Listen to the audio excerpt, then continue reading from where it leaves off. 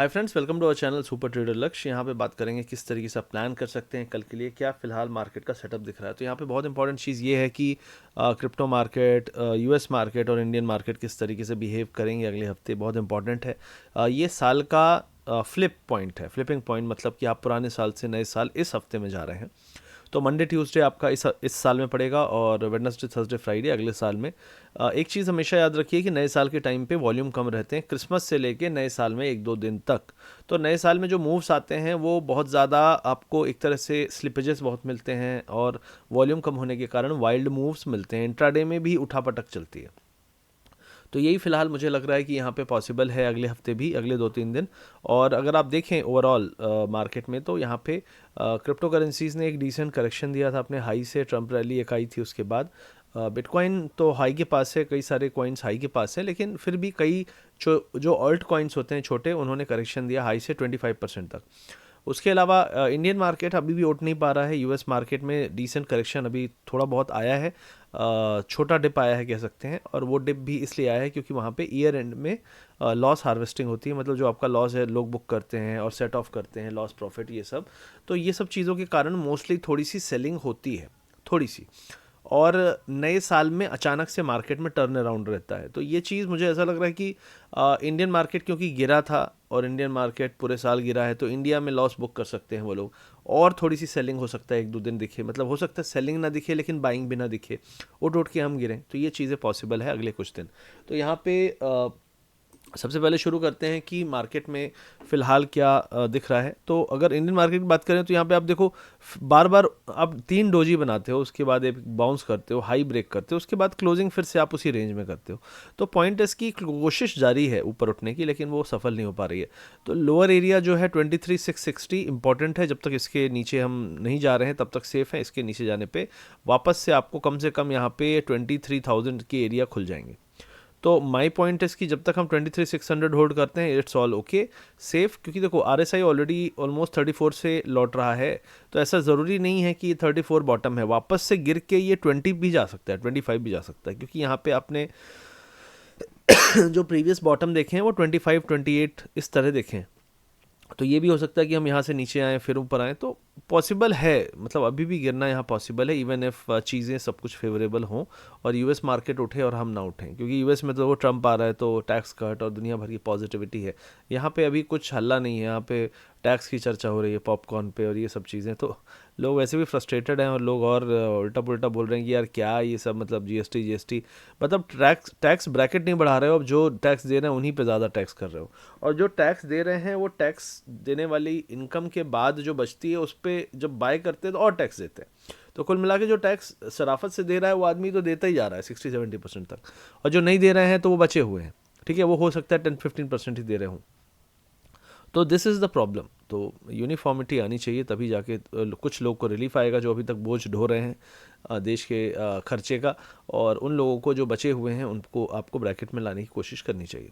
तो ये फिलहाल ओवरऑल मार्केट का स्ट्रक्चर अगर हम बात करें तो आप देख सकते हैं यहाँ पे कि हेड शोल्डर लेफ्ट राइट बना। तो अभी जो नेक लाइन है, नेक लाइन अभी मोस्ट प्रॉब्ली आपकी करीब करीब 23,500 के आसपास है। अगर 23,500 एरिया टूटा तो दिक्कत हो जाएगी मार्केट के लिए।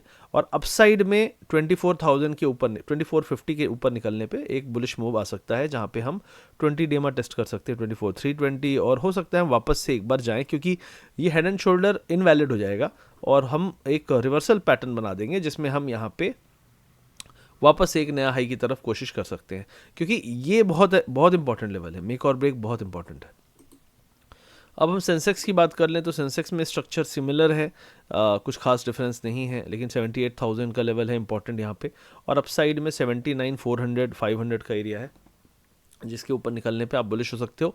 इमीडिएट अगर बोलो तो जो फ्राइडे का हाई है वो भी एक बुलिश पॉइंट है, जिसके ऊपर आपको अपसाइड दिख सकता है 79,100 के एरिया पे, उसके ऊपर। क्योंकि वहाँ पे फ्राइडे को लोग नॉर्मली बेच के जाते हैं, कहीं वीकेंड में कुछ दिक्कत हो जाए, रिस्क हो जाए, इसलिए। लेकिन मुझे लगता है कि यहाँ पे 79,000 के ऊपर जाने पर आपको यहाँ पे गैप फिलिंग दिख सकती है, 20 डेमा टेस्टिंग दिख सकती है। विक्स जो है गिरा है, विक्स अभी उठा था थर्सडे को, तो विक्स गिरा है तो ये अच्छी बात है। विक्स देखो, विक्स कहीं नहीं, विक्स बहुत कंफर्टेबल लेवल पे है, ऐसे लेवल पे है जहाँ से मार्केट उठने की कोशिश कर सकता है, लेकिन नहीं उठ रहा है। बस यही पॉइंट है कि किस ट्रिगर का वेट कर रहा है, that is the thing.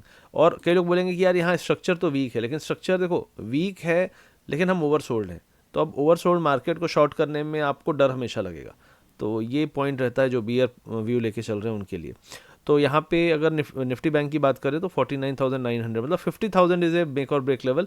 Immediately अगर मुझसे बोलोगे आप 50,900 के नीचे शॉर्टिंग बनती है टुवर्ड्स 49,800, और ये जो लाइन है करीब करीब 51,850 860, इसके ऊपर आपको लॉन्ग पोजीशन, क्योंकि ये जो ट्रेंड लाइन है बहुत दिन से ये नहीं तोड़ पा रहा है।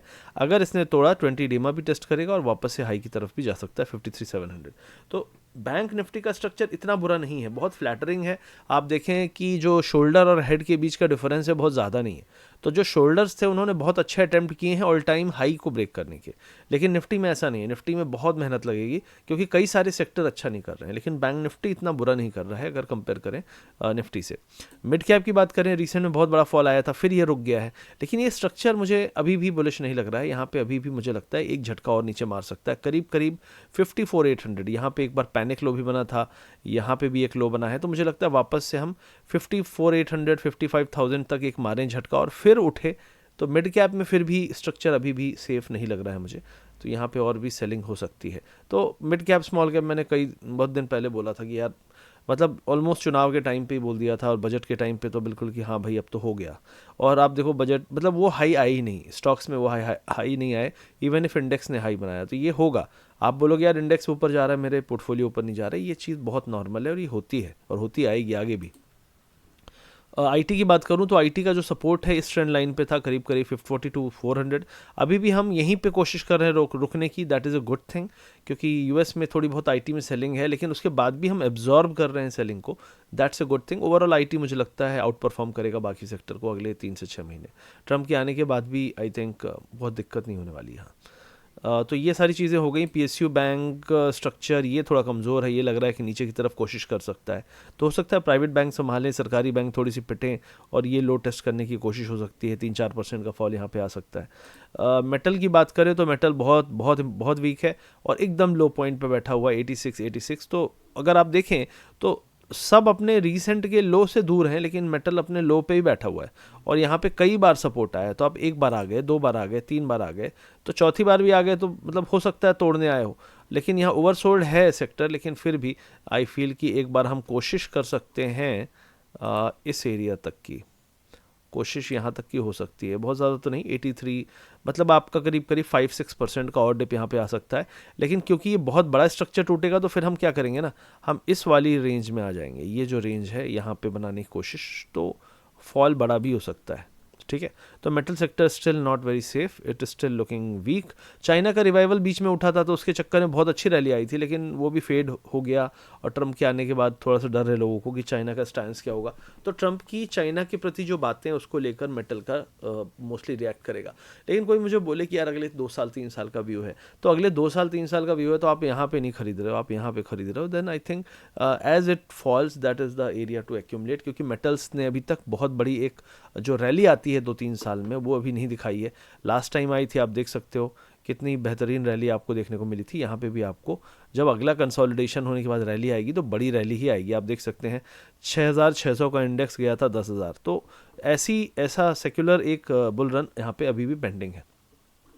अब हम थोड़ा सा देख लेते हैं कि यूएस मार्केट में, जैसे मैंने कहा कि profit loss harvesting, profit adjustment, ये सब चीज़ें हो रही हैं, तो कुल मिला के आपको थोड़ा सा फॉल दिखा यहाँ पे। जबकि आप देखो यूरोप में कोई भी पैनिक नहीं है, तो ये चीज़ थोड़ी सी ईयर एंड वाली है फैक्टर, और 1 तारीख से मुझे लगता है मार्केट यहाँ पे अच्छा कर सकता है। क्रिप्टो करेंसीज़ में अगर हम बात करें तो यहाँ पे बिटकॉइन 95,000 के आसपास स्टेबल हो रहा है। ठीक है, इथीरियम 3,400 के आसपास स्टेबल हो रहा है। आपका यहाँ पे XRP 2.18 ये भी ठीक ठाक स्टेबल ही है। तो आप 7 डेज़ के गेंस अगर देखेंगे तो 7 डेज़ में आपको यहाँ पे कई सारे क्रिप्टोज़ हैं जो फ्लैट टू ग्रीन दिखेंगे। 24 आवर्स में ऑलमोस्ट सारे ग्रीन दिखेंगे। ये दिखाता है कि पिछले 7 दिन से, क्योंकि बियरिशनेस पिछले 7-8 दिन 9 दिन से चल रही है, तो उस बियरिशनेस को मार्केट मोस्टली एब्जॉर्व कर रहा है। So that is a good point कि मार्केट में जो फॉल था मोस्टली क्या होता है कि रेंज में आता है, फिर रेंज के बाद अगला एक्सपेंशन या अगला रिट्रेसमेंट होता है, तो ओवरसोल्ड जोन पे हम आई गए हैं। तो मुझे नहीं लगता कि यहाँ से और फॉल ज़्यादा जगह बची है, क्योंकि 2-3 दिन यूएस मार्केट गिरा, उसके बाद भी क्रिप्टो मार्केट ने एब्जॉर्ब करने की कोशिश की सेलिंग। तो मुझे लगता है यहाँ से अपसाइड के ही चांस 80% है। बट और ट्रम्प भी आ रहा है, तो उसके पहले लोग जो शॉर्ट करने वाले थे कर चुके हैं। अब मोस्टली जो शॉर्ट्स हैं वो थोड़ी सी डरेंगे कि कहीं कोई अनाउंसमेंट ना आ जाए। तो that is always the point here. तो क्रिप्टो मार्केट भी एक बेस बनाता हुआ दिख रहा है पिछले कई दिनों से।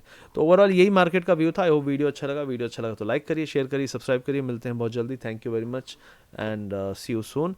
चैनल को सब्सक्राइब कर दीजिएगा। हमारा जो स्कैल्पिंग का कोर्स है, स्विंग का कोर्स है, आपको यहाँ पे मिल जाएगा वीडियो के पिन कमेंट डिस्क्रिप्शन में। और हमारा क्रिप्टो क्लब है, क्रिप्टो में हम लोगों को ट्रेडिंग सिखा रहे हैं, लाइव सेशन करते हैं, लाइव सिखाता हूँ मैं। तो आप वहाँ पे ज्वाइन कर सकते हैं। क्रिप्टो जर्नी अगर आपको शुरू करनी है, वहाँ पे फ्यूचर में आप ट्रेड कर सकते हैं। और काफ़ी अच्छा है, काफ़ी सेफ़ है, और FIU रजिस्टर्ड एक्सचेंजेस हैं, तो वहाँ पे आप कर सकते हैं सेफली। तो आप चेकआउट कर दीजिएगा, लिंक वीडियो के डिस्क्रिप्शन और पिन कमेंट में। मिलते हैं अगले वीडियो में। Thank you very much.